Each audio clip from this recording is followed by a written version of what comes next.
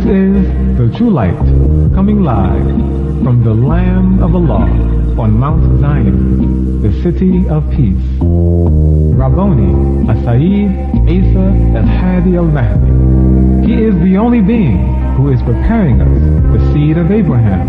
Refer to Genesis chapter 15, verse 13. Nubians of the world for the return of the Messiah. Proverbs 16, verse 32. He that refuseth instructions despiseth his own soul, but he that heareth reproof getteth understanding. So, whether you are a Christian, Jew, or Mohammedan, have a seat, relax, and grab a pen and some paper, and open your scriptures, and listen to the earth-shocking truths taught by Rabboni As-Sayyid Isa Al-Hadi Al-Mahdi, as he brings us back to the true way of life, the religion of Abraham. El-Quran, chapter 2, verse 130 in part, and as for him who turned away, rejecting the law, from the religion of Abraham, he makes a fool of himself.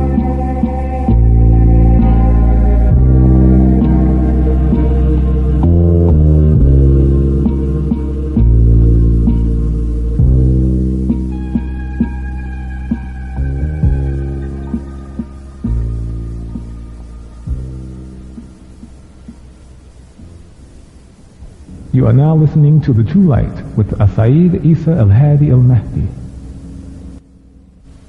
If you go down to history, you'll find it wasn't Mary of Magdalene or Mary, Jesus' mother, or Martha, or any of them that gave birth to the sects that brought about all the denominations of Christianity. After Allah put his part in it and gave us the Messiah, it wasn't the women who messed it up. In fact, it was a woman who had the most courage to go to the tomb in the morning while the disciples were hiding behind a closed door, brothers, men, while we were hiding behind closed doors. You hear it now, don't you? She, Mary of Magdalene, went out and took the chance of getting killed. You understand? You understand me? So again, who is responsible for Lutheranism, Seventh-day Adventists, Jehovah's Witness, Pentecostals, Catholics, Coptics? You can just say us, you know. But they're not saying it, the sisters going.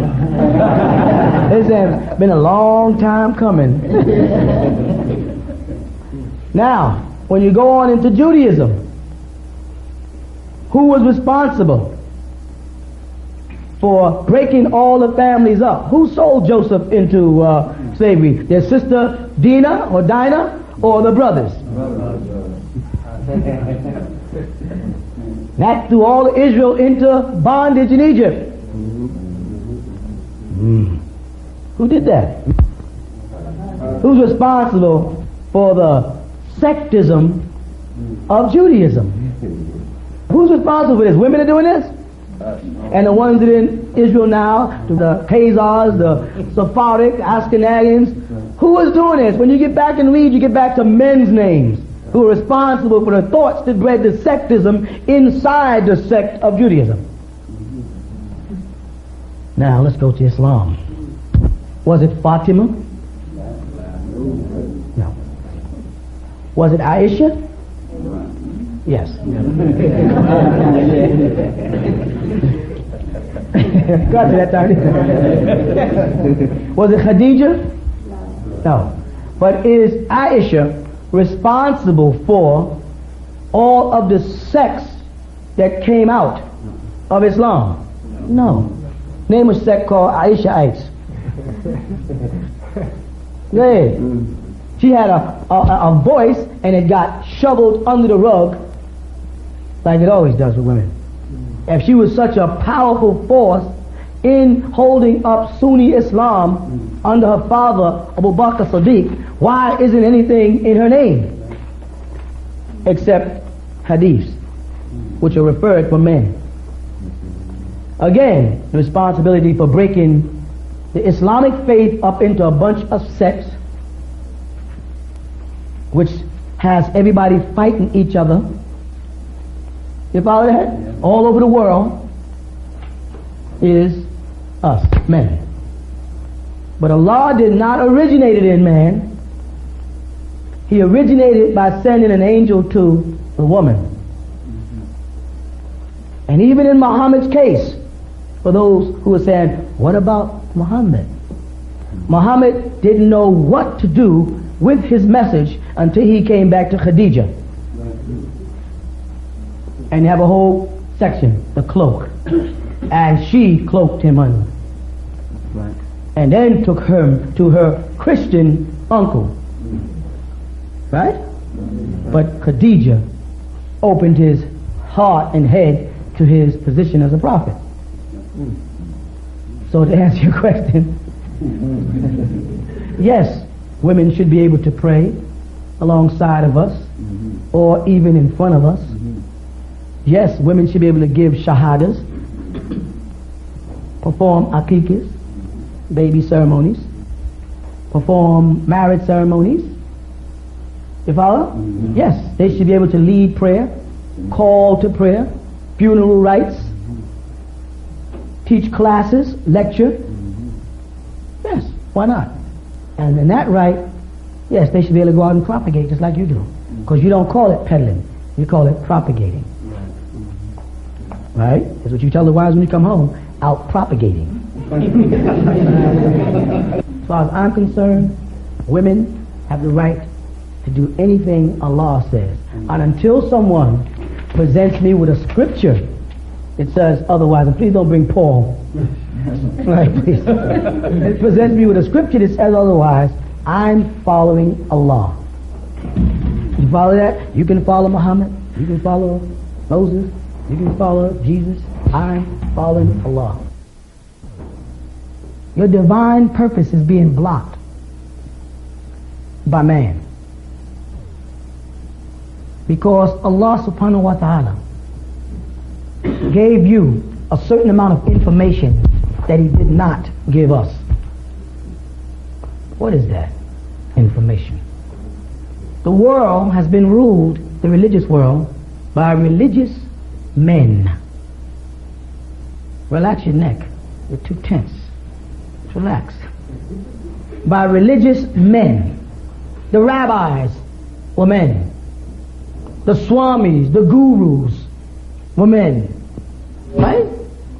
The imams, the sheikh, the maulana, the muftis, the effendis, the shahs, the sayyids, the sharifs,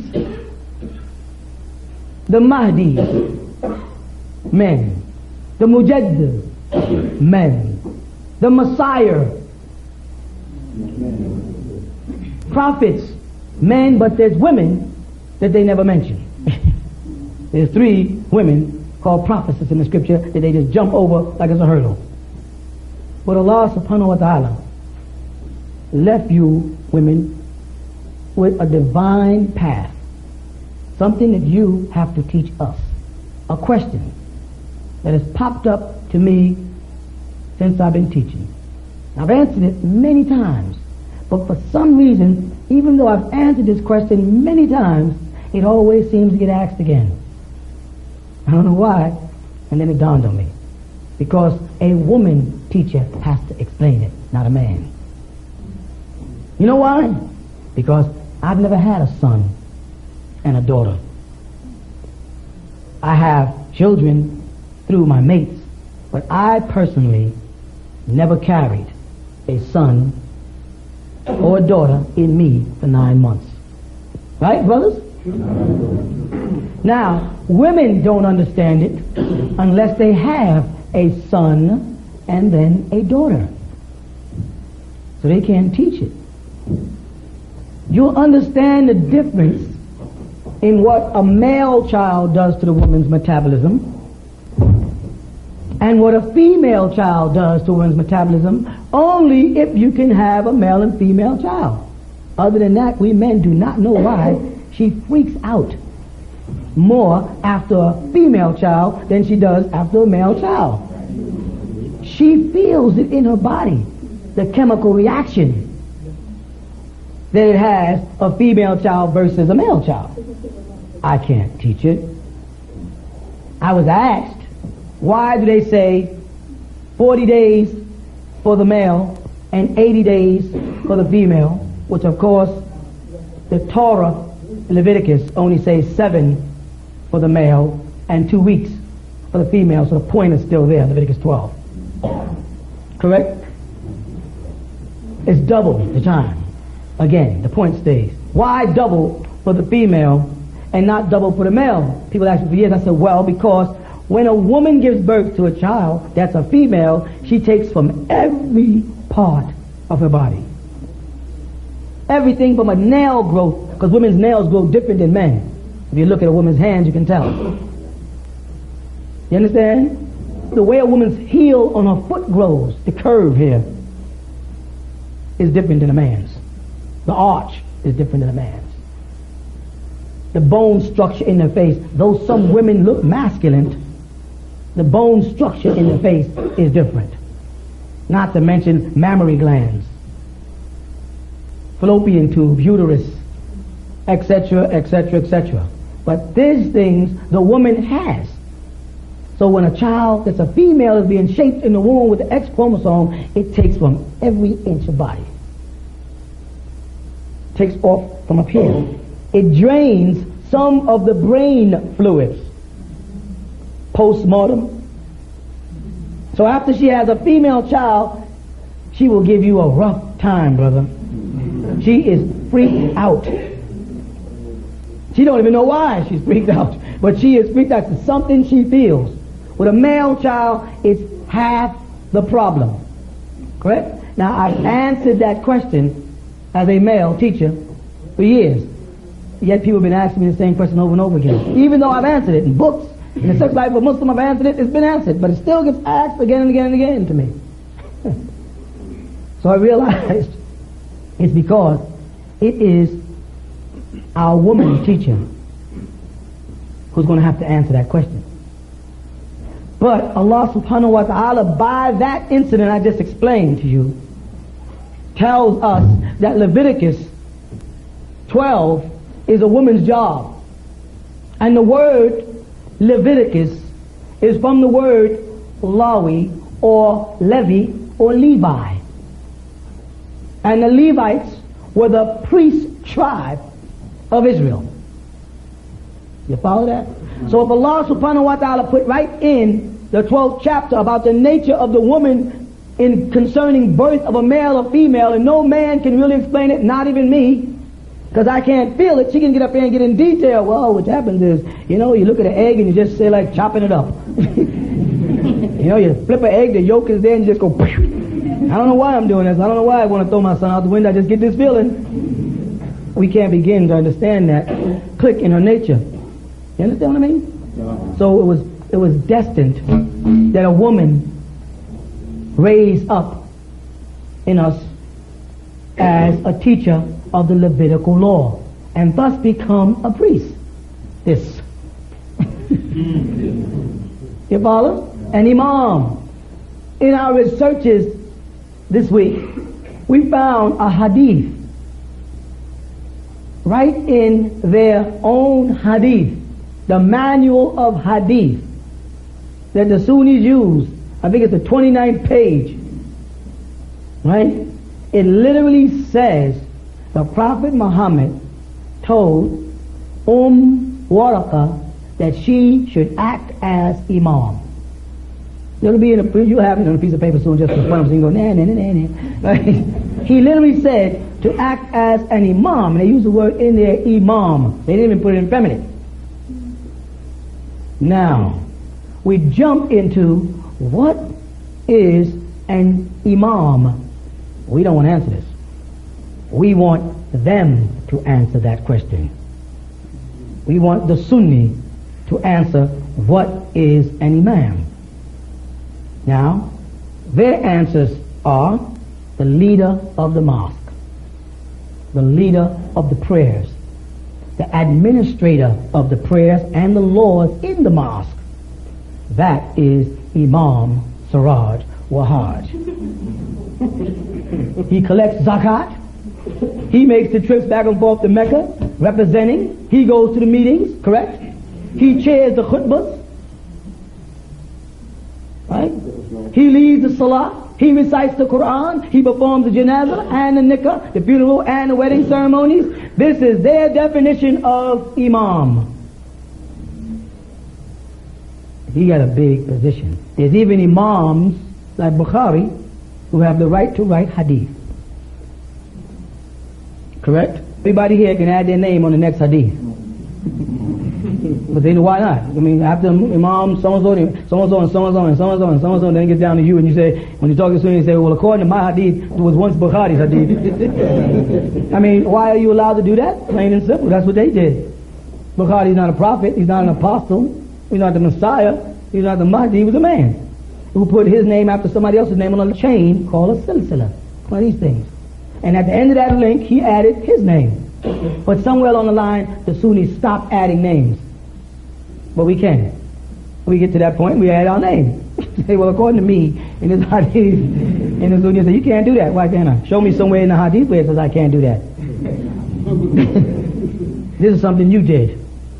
But ask them to define an imam. And once they put the writing on the wall of what an imam is, then and only then do you present them with that hadith.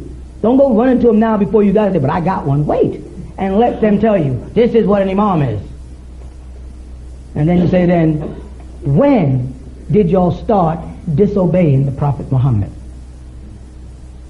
Because somewhere along the line, because I can travel throughout the Islamic world today, and I don't find any female imams at all. But in your hadith, it's there.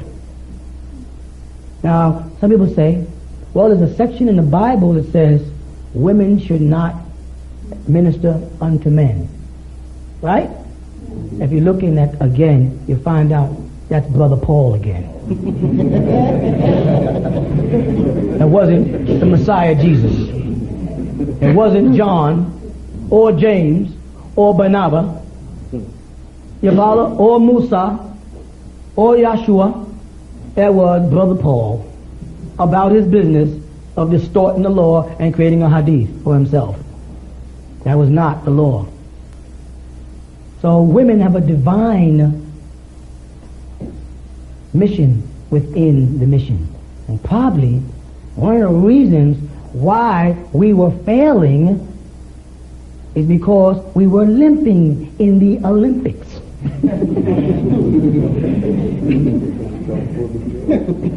Because if your right leg is severed and you gotta use just your left leg, you will be limping in the Olympics. Correct? Our nation has been limping for 20-something years. We went into the ring to box the world with our right hand tied behind our back and don't understand why we keep getting a black eye. We got this hand up for defense and he keeps on punching me in this eye. What do I mean by he punches me in this eye? He weakens the community by getting to the women and they want to leave and then you follow. More women leave than men, you know. But it's easier because look at this society. They're prisoners. They're not allowed to think. She can't tell you to shut up when you talk too much. But you can tell her to shut up. And your wife turn around and say, why don't you just shut up? You know what you would do?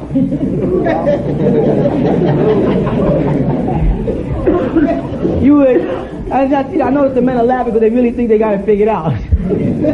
You would get into a fight. See, you thought I was going to say you knock her out. You don't really know if you can beat your wife. You don't really know. It's because she's been told to let you do that. Now just suppose when you swung, she grabbed your hand and bent your little pinky finger till you was on the ground. How would you explain that to us, brother? Because in the years that I've been in this community, I've seen brothers come back with scratches And say, well, we got a little scuffle. I said, little scuffle? Little scuffle? I mean, how did you get this cat? What happened to the ducking and the bobbing and weaving that made me do all this stuff else? How did you get that close? You know, she snuck me. A woman snuck you? She snuck me. And when I woke up, I told her, I'm going to kill her. Did you kill her? Oh, well, I had to go find something to put on my eye first. Suppose she does beat you up. We'll never know how powerful she is because for centuries the concentration has been on suppressing her. I'm not saying I want no wife lifting weights and becoming muscular. I'm quite sure you don't want no wife looking like Arnold Schwarzenegger. Maybe some of y'all, I don't know. But not everybody. Right? But you will never know how much they can help us as long as we don't allow them. We're never going to realize how slow we're moving until we put that other foot down on the ground and take that other hand from behind our backs. You understand? And get on the ball. Allah will make Himself clear. That's why I said that a woman has to interpret Leviticus. That's clear. That men are doing it, but Allah made it clear that the only being other than a woman that could understand that would be Allah. How can a man ever understand? Only Allah other than a woman could understand that. That gives you a clue there that that's divine. You follow? And then that also gives you a clue that Allah's nature goes beyond the simple He. Him. The man Allah. And that's what gave people in Nation of Islam the right to personify Him in one individual man. He. And that's going to take a long time, as I said, personify Him. Because it's been drilled, the curse has been drilled in us. Who decided that the word huwa had to be male and hiya had to be female? Like I said last week, khalifas are male, but they have tamabuta on it, which is a mark of the female. Right in the Quran. We are responsible for distortion. Allah is the source. You can make him a man if you need that man. I don't need it. I don't need to give him a gender to make me feel great no more. I did. It's like most men do. I don't need to see him as a man with a beard. You know what I'm saying? To feed my ego. I see the Creator. That's why you'll find I use the great soul a lot of times now in writings. The great soul. That great could be great in time or in size.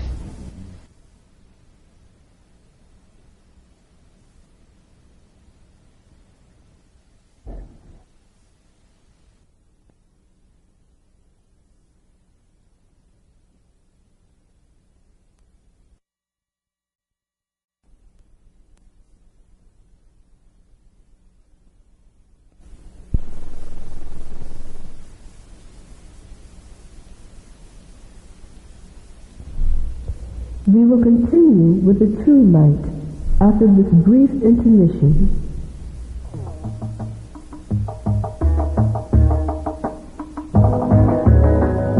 Nubian incense. The prophet Moses, son of Amram, burned sweet incense as the supreme soul Allah had commanded him to do. Refer to Exodus chapter 40, verse 27. In the Torah, burnt offerings were always of sweet scent. Also available were new suit worn by the Lamb. Now all people of color will have the sweet smell of the Lamb. Get yours while supplies last.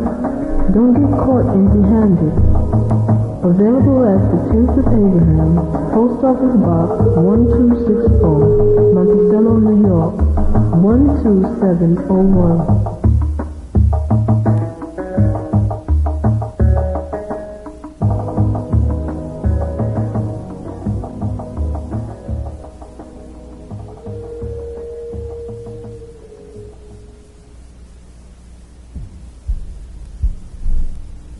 Now let us continue with the true light. I'm quite sure that right now your wife could be walking around for about a week without a veil. Right? In a year's time, you're going to forget you even wore a veil. You're going to forget sisters wore a veil. There's not going to be all that tightness in the sisters, you know, you take your sister's wife because she had a veil on, with no veil, still acting like this. You got to say, relax. That's that good spirit there. You really think that they'll know who you are? Whatever they see, that's what they think that you are. They're going to look good. And I'm trying to say, like, see, he looks like a Muslim. That's what you got to stop now. So they don't know what you are. Then they'll have to do what? What are you? You say Hebrew. They say, you keep the Sabbath? You keep Rosh Hashanah? You mean Rosh Hashanah? You keep Yom Kippur? You mean Yom Kippur? Because that's your language now. Because when Ethiopians say, they say it in their language. They go, they say, you're Jewish, huh? That's the first thing they're going to say. Oh, you're Jewish. Say, no, you're Jewish. I'm Hebrew. You know what I mean? You will see the value of the woman when you stop the president. You know what I mean? We were the president because we didn't have any manhood. Because the white man took our manhood away. You know what I'm saying? So we gain our manhood by condescending conversation. So her like, shut up. You know what I'm saying? I'm going out. Where you going? This is not going. Where the hell are you going? So that's going to be that. And we feel with that type of dialogue, we're man. Yes? I knocked you out, woman. Talk back to me. Don't raise your voice when I'm talking. Like you wrong. Right? And we have stifled ourselves unbelievably by that practice. All I'm saying is, don't tell me you don't love your woman. I'm not buying it. So stop playing.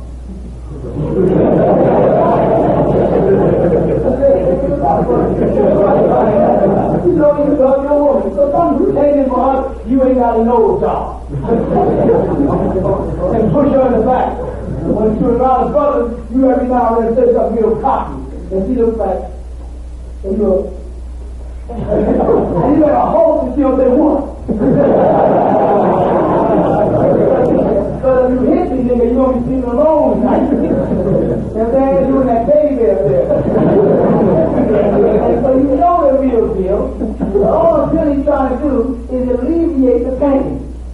Sometimes these younger men, I got a couple of brothers in here, because we got this gray hair.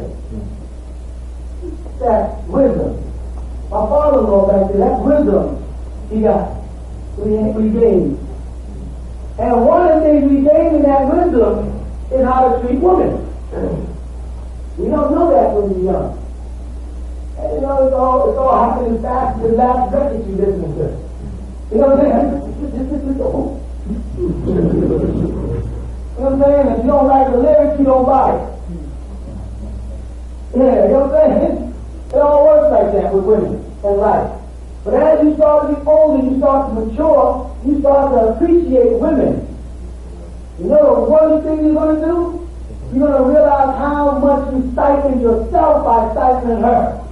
How much help you cut off. Because your woman is sitting right next to you learning this right now. Because she's going to pick up things you miss. Because she hears different than we do. Because she's a different creature than we are. Not a lower creature or a higher creature, a different creature. So she hears things that we don't hear. And she interprets on the way home her own way. That's not what I think he said. Shut up. I know he said, I was there. So I go, what did I hear him say?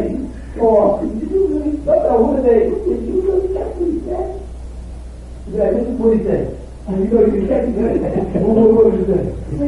What he really saying is that, because they synopsis, they just say things and put them together and say, you know, and I'm telling women, I'm saying, women. Are you in danger? You're in danger from us maintaining this man thing. You understand what I'm saying? You're in danger because we have to talk down to you to feel like a man because we ain't in charge of anything. We don't run no company. We have nobody under us to dictate to. You follow me? This is the thing I let it go speak, but God, we let it do all of us to speak it. And so we have to talk to women like, women.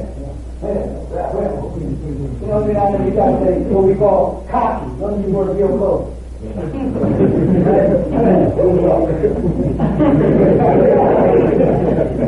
We have to do that. Because we were created to rule. And our rulership was snatched from under us by the devil. So now we don't rule nothing. So we come home drunk and beat the heck out of our kids. Or our wife. But it makes us feel like we are in charge. Come in, everybody watching television, walk over and sit down. Then change down. Everybody trying to know when you go home and watching television, you come and change the program to football. Sit back down and go back. And dare anybody in the room to say, no, we're watching, whatever. What's up? What? I'm taking the television. I'm going to take this is my house. Right? One day, when I was seated, you were going to get the dirty door. They went, you made it. What? I'm telling you, I'm trying to save us. I'm saving our nation. If you don't want to be a part of being saved, I don't care. But we better liberate our women from this slave mentality we put them in. We're oppressed by the white man, and then we impress them, and women are impressed by the black man. And then you gotta bring them to life and let them use their strong, powerful minds they have, that mother instinct for us to survive, because we ain't gonna make it any other way. Haven't you noticed that it doesn't feel the same sitting next to a sister now you're putting out the bell on? And a brother, you just become his brother and your sister. Before all the time, I might touch my knee, I might fall in love with or something. All that stuff over here. First of all, like, I want my wife, my little girl. I know that you got a understand, you feel protected. But now, when she becomes a person, you'll know your life. You won't know her as long as she's in your tent. You won't know her potentials or capabilities as a make her a person. Let her sit next to him, right beside him. Now, you worried to do it on you? You want to do? That's you doing that. That's your mind doing this. Looking to see if they're rubbing knees. If you sitting there and you sitting there and brother sitting next to your wife and you was going through all that homework, you're the one with the problem.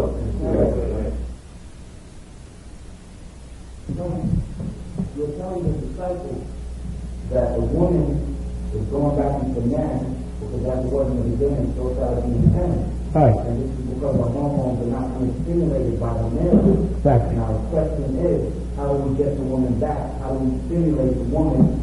And I have another question. Can I answer that? I'm not that bright. You're a lot younger than me. Let me answer that one and I'll get jealous. That we're already doing that by taking these veils off and giving the women their femininity back. You follow what I'm saying? By putting the pictures out of the females of the scriptures and putting an image back in where women want to walk better, because we have sisters who walk like men and they covered up and their hair is covered up, they don't wear makeup, they don't do their nails, they don't care. And that was our fault, right? And so by taking them and bringing them to this new identity, the women feel better about themselves, eventually the husbands feel better about their wives, and that femininity starts. He's talking about, we were talking about young hip-hoppers and how young girls wear sneakers like men and clothes like boys and hats on the side, hang on the corner together. There's no close dancing. They don't listen to slow music. Everything is, they don't even have to learn to dance. Do you remember when you had to learn how to dance? Huh? They don't go in rooms to learn how to dance. They just get in the party, and if it falls within one of the beats on the track, it's cool. We had to learn how to dance. They said, we got a party, man. We got to go learn this dance this week. They lost all of that stuff. You know what I'm saying? They lost a sense of color. They don't even try to match. You be saying, I got no brown socks, man. I got brown shoes, brown socks. These boys come out with aquamarine on, purple. Just iridescent stuff don't match. Jackets baggy, pants tight, pants baggy, jackets tight. Nothing that makes no sense. That means like the statue on the walls, the demagogues of London, England, and then the Arabic on the temples of Africa, as it's called today, what was in our soul is now being replaced with what's in their soul. And what's in their soul is now being replaced with what's in ours. Because now they're starting to build masajids all over the world. Right? And so-called Muslims are starting to come live in the Western world. You follow? I'm saying that to say now the children through the music and their outlook have lost their souls. They're becoming demons. There's no affection. You know, it was like hay rides and we go to parties, we had the Lego All-Star, we went in Latin, you know, or the hustle or the bus stop. And I'm giving you some recent stuff because it goes back to the twist and the, you know, and the cha-cha here and the 2 foot and way back there. Now I can go back further to the Lindy Hop and the wall. I might need some of y'all though. I don't know. Most of y'all are younger than me, right? But they had a purpose in everything. We dressed a certain way. We went out, everybody partied a certain way. You can go to the beach and didn't have to worry about getting shot up. You went on a picnic and you just went on a picnic. A whole bunch of people have fun together. Nowadays you go to a picnic, people got to have guns there under the blanket just in case some young creeps decide to come down for this pier on the beach and mess with y'all. You know what I'm saying? A little, you can't go bike riding. Somebody snatch your bike. Tens of us get together on Saturdays and rent bicycles and just go bike riding. Remember that? So we got to try to give this stuff back to our kids, the beauty. In other words, we're a dying species.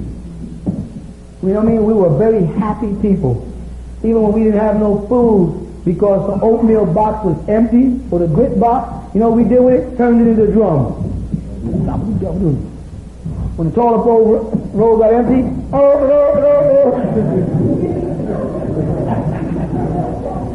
True. White people do not have that in them. They do not know how to have fun when they're miserable. You can't even cry and look in the mirror, you're so joyful. Try it. Cry and stand in the mirror and watch you start laughing at yourself. You got so much joy way down inside that you go to the mirror, you don't want to get,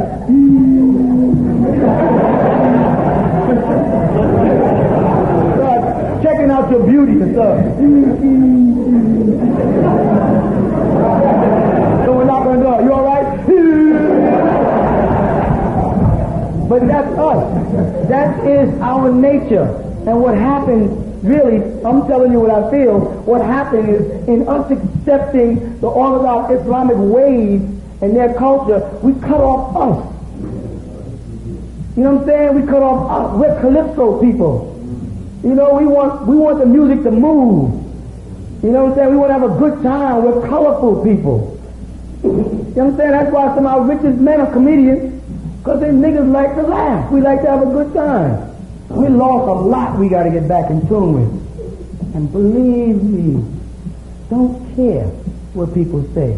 There's enough of us to do it our own way. Just look at us. We do it our own way. We can create our own everything. Everything there is, we create it. As long as we do not disrespect the laws of Allah. As long as we stay on the laws of Allah, there's no limit to what we can't, well, there's a limit, you know. Don't get stupid. But you understand what I mean, right? So we're doing that already. And now we got to concentrate on the boys. Because young boys are egotistical like you wouldn't believe, this younger generation. You can't tell them nothing. They don't know nothing and can't be told anything. Try to have a conversation with them, you hurt their feelings. You try to correct them, you insult them, their feelings get hurt and they regress down to a kid. Just trying to tell them that's stupid.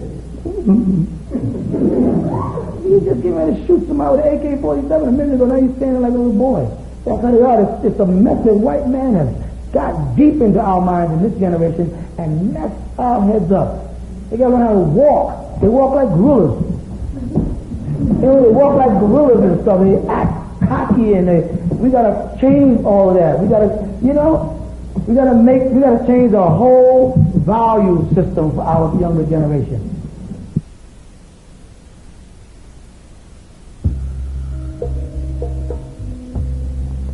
The Pamphlets of Peace, authored by Sayyid Isa Al-Hadi Al-Mahdi. Available now are edition numbers 20, The Pale Man, 27, The Fast of Ramadan, 64, Secret Society Unmasked, 87, Final Messenger, Christ, the Final Word, 104, Halloween, the Devil's Sabbath, 105. Fallacy of Easter. 133. Purity and neatness. 133. Maintenance of health. 155. Al-Quran in parts 1, 2, 3, and 30. 170. Who was Jesus sent to? 171. The resurrection. 181. The wise man. 184. Nubic, language of the Nubians. 195. The Book of the Five Percenters. 198. 360 questions to ask the Orthodox Sunni Muslim. 216. The Book of Revelation, Chapter 11. 216. The Book of Revelation, Chapter 1. 216. The Book of Revelation, Chapter 13. 216. The Book of Revelation, Chapter 18. 216. The Book of Revelation, Chapters 21 and 22. Order now while supplies last. At the Tent of Abraham, Post Office Box 1260, Monticello, New York, 12701.